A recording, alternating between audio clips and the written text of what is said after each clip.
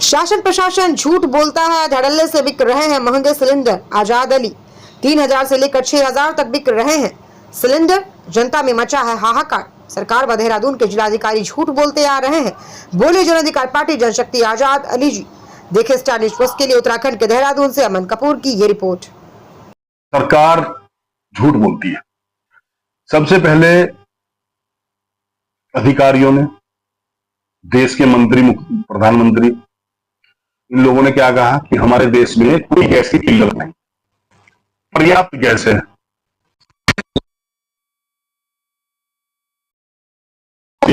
इन सरकारों को यह कहना चाहिए था, देश कब खड़ा नहीं हुआ सरकार के साथ। देश हमेशा आज तक जब भी जरूरत पड़ी सरकार के साथ हमेशा खड़ा रहा है। चाहे वो कश्मीर वाली घटना हो, कोई सी भी घटना ले लीजिए, किसी भी पुलवामा हमला हो, कोई भी इशू हुआ आज तक हुआ हो, जब भी देश की बात आई, देश का एक एक नागरिक सरकार के साथ खड़ा हुआ है। चाहे वो विपक्ष का हो, चाहे वो किसी जाति धर्म का हो, लेकिन सरकार हमेशा से जो है जनता को कहीं ना कहीं गुमराह करने का काम कर रही, ठगने का काम कर रही। इस बार भी वही हुआ। सरकार ने ये कहा, भारत सरकार से लगा राज्य सरकारों ने ये कहा कि कोई गैस की किल्लत नहीं है और ये सिर्फ और सिर्फ एक रूमर फैलाया जा रहा है। देहरादून कलेक्टर का भी एक बयान आया था कुछ दिन पहले कि कोई गैस की किल्लत नहीं है और इसपे जो हाहाकार है तो सिर्फ एक दिखावा है। लेकिन मैं कहूंगा कलेक्टर को शर्म आनी चाहिए, देहरादून के जिलाधिकारी को। जिलाधिकारी एक जिम्मेदार अधिकारी होता है। उत्तराखंड की देहरादून राजधानी है, ये कलेक्टर झूठ बोलता है। आज स्थिति देहरादून की है कि जिला प्रशासन का तंत्र फेल है, खुफिया एजेंसी फेल है, LIU फेल है, इंटेलिजेंस फेल है। क्या अगर फेल नहीं है, क्या इनको नजर नहीं आ रहा? 6-6 हजार तक पहुंच गया ब्लैक का सिलेंडर। ब्लैक में सिलेंडर की कीमत 6-6 हजार रुपए तक पहुंच गई। मजबूरी में आदमी 6,000 में भी लेने को तैयार बैठा है। कई लोगों की सिफारिशें मेरे पास है, उनके परिवारों में शादी है, उनकी शादी अटक चुकी है, फंस चुकी है। कई समाज सेवी, आम आदमी तो छोड़ दीजिए, कई समाज सेवियों के मैसेज मेरे फोन में पड़े हैं, भाई जी कहीं से भी इंतजाम करा दो। मजबूरी में क्या कह रहे हैं कि थोड़ा सस्ता करा दो, कहीं 2-3 हजार में तक मिल जाए।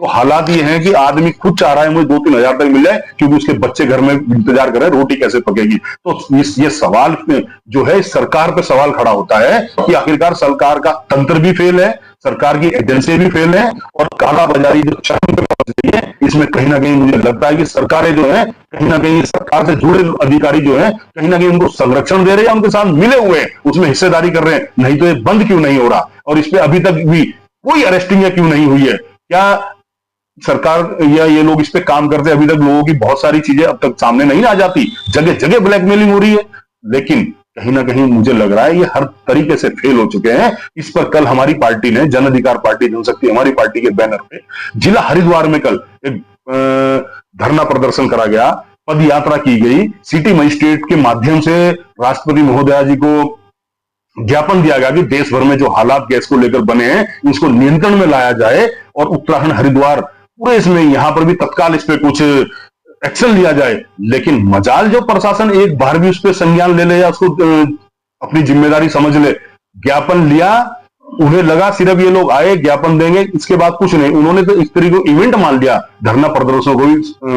धरना प्रदर्शनों को भी अधिकारियों ने इवेंट मान लिया कि थोड़ी देर का इनका इवेंट है, ठीक है, सुनो, ज्ञापन लो, ये हायुल्ला थोड़ी देर खड़े रहो इनके साथ और उसके बाद कुछ नहीं करना है इसमें। अरे ज्ञापन गया है भाई, उसमें कोई जांच कमेटी गठित हो जानी चाहिए थी, अधिकारियों का बयान आ जाना चाहिए था, कहीं ना कहीं छापेमारी हो जानी चाहिए थी। एक प्रदर्शन हुआ, एक कार्यक्रम हुआ, लेकिन मजाल अधिकारी ने उस पर कुछ एक्शन लिया हो तो इसको क्या कहेंगे? इसको यही कहेंगे नहीं, कहीं ना कहीं इन अधिकारियों की मिली भगत है इसमें। तो भैया ये देश के अंदर जितने भी काला बाजारी चल रही है, जितनी भी इस तरीके के ब्लैकमेलिंग चल रही है, इसमें कहीं ना कहीं अधिकारी भी जिम्मेदार हैं इसके, ये सरकारें भी जिम्मेदार है। अब इस देश की जनता को देखना है कि वो इन सरकारों से, इन अधिकारियों से किस तरीके से सामना करना पड़ेगा। लेकिन जैसे हालात है ये कहीं ना कहीं बहुत दुर्भाग्यपूर्ण है। 2027 में चुनाव आने वाले हैं, क्या अपील यही है, हालात देखो ना क्या बना दिए गए हैं। एक पार्टी ने बिल्कुल धर्म के नाम पे पूरे देश को बांटने का काम कर रखा।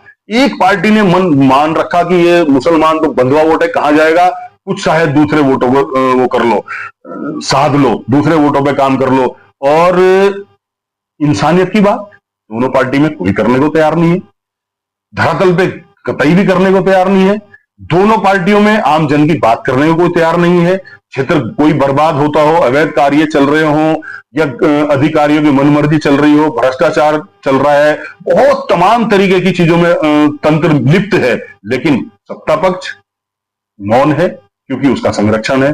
विपक्ष सिर्फ इसमें लगा है कि मैं किसी तरीके से कैसे जिंदा हो जाऊं, राजनीति में कैसे खड़े हो जाऊं। उन्हें देखो, मैं ये आपके चैनल के माध्यम से कह दूं, चाहे वो किसी भी पार्टी का विपक्ष है, कोई भी है, अगर वो चाहता है कि हम खड़े हो जाएं और जनता के वादों इरादों पे खरे उतरे, तो काम करना पड़ेगा, मित्र विपक्ष वाली भूमिका छोड़नी पड़ेगी। लेकिन इससे जनता भी इस चीजों को समझ चुकी है कि ये सारे के सारे कहीं ना कहीं मित्र विपक्ष वाले ही हैं। तो अब इसके लिए हमने एक ऑप्शन दिया है, उत्तराखंड की जनता को, हरिद्वार जिला, देहरादून के जिला की जनता को एक ऑप्शन दिया है कि आप निराश ना हो, हताश ना हो। ये जो मित्र विपक्ष है, इसके भरोसे आप इस भारतीय जनता पार्टी की सरकार को उखाड़ना चाहते हो, बहुत मुश्किल हो जाएगा उसको उखाड़ना। तो उत्तराखंड में कुछ अलग अलग जगह पे क्षेत्रीय दल मजबूती से काम कर रहे हैं, जन अधिकार पार्टी जनशक्ति जिला हरिद्वार देहरादून में मजबूती से काम कर रही है। तो ये अगर इस भारतीय जनता पार्टी को उखाड़ना चाहती है जनता, तो ये जो मित्र विपक्ष है, इससे हटकर क्षेत्रीय दल और जन अधिकार पार्टी जनशक्ति, ये जो नए ऑप्शन मिले हैं, इन ऑप्शनों के साथ खड़े हो, क्योंकि हम आर पार की लड़ाई लड़ने के मन बना के खड़े हुए हैं। और निश्चित तौर पे जनता इसको समझ रही है। 2027 की जैसे आपने बात की, जनता समझेगी और ऐसे ही दलों को चुनेगी जो वाकई में दोनों पार्टियों से त्रस्त प्रदेश को, ये प्रदेश दोनों पार्टियों त्रस्त है, छुटकारा मिल सके।